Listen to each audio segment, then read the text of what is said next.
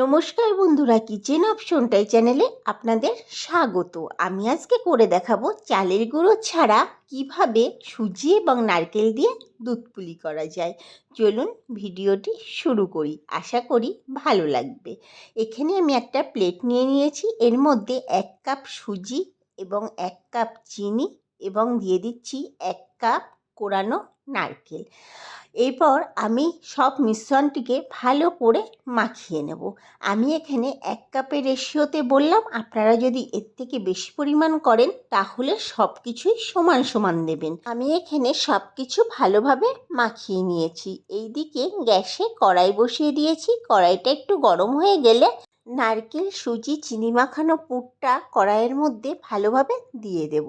এরপর গ্যাসের ফ্লেমটাকে লো করে দিয়ে খুন্তি দিয়ে আস্তে আস্তে নাড়তে শুরু করব।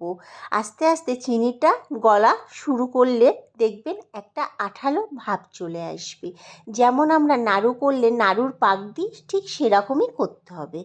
আঠা আঠা ভাব হয়ে গেছে, এখন আমি কড়াই থেকে নামিয়ে নিচ্ছি। এরপর একটু ঠান্ডা হয়ে গেলে এবার আমি আমার মতো করে একটু শেপ দিয়ে নিচ্ছি। আপনারা আপনাদের পছন্দ মতো শেপ দিতে পারেন। আমি এখানে একটু লম্বা লম্বাভাবে শেপ দিয়েছি। এই রেসিপিটি তৈরি করার জন্য কোনো প্রকার কিন্তু জল ব্যবহার করতে হবে না।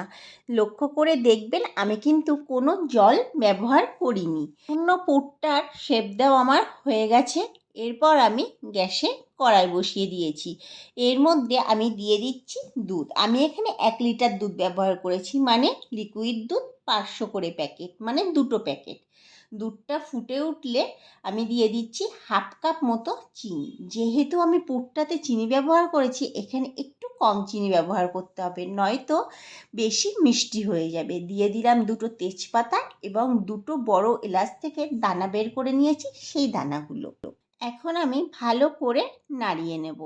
এরপর দিয়ে দিচ্ছি আমুলের গুঁড়ো দুধ। আমি এখানে 10 টাকার একটা আমুলের গুঁড়ো দুধের প্যাকেট ব্যবহার করেছি। তারপরেও আমি ভালো করে নাড়িয়ে দিলাম যাতে দুধটা দলা পাকিয়ে না যায়। এখন গ্যাসের ফ্লেমটাকে লো করে দিয়ে 15 থেকে 20 মিনিট দুধটাকে ফুটিয়ে নেব, যাতে দুধের পরিমাণটা কমে আসে, দুধটা ঘন হয়ে যায়।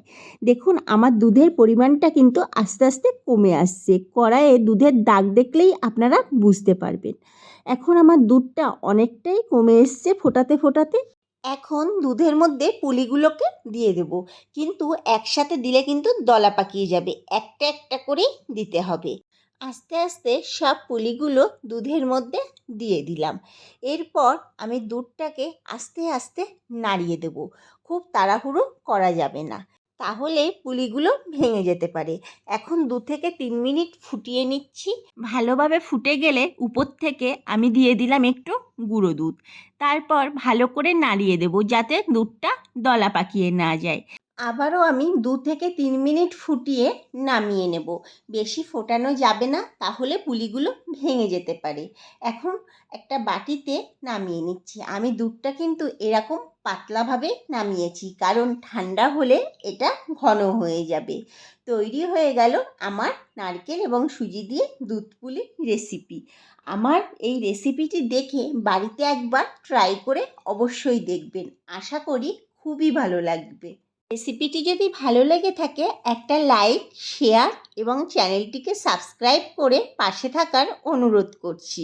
আর ফেসবুক পেজ থেকে যদি দেখে থাকেন, পেজটিকে ফলো করে দেওয়ারও অনুরোধ করলাম।